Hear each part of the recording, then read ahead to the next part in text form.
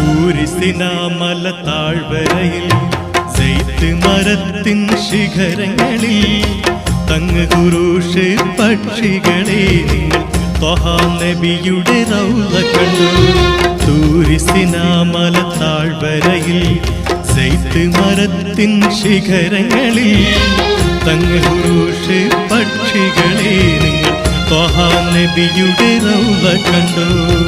പൂന്താരം നിന്നിടും വാനിടത്തിൽ പൂഞ്ചോല നീങ്ങും മിനാരങ്ങളിൽ പൊന്നു ബിലാലിന്റെ കർണമധൂരങ്ങൾ പൊങ്ങിയ പൊന്നൊളി സ്ഥാനം കണ്ടു.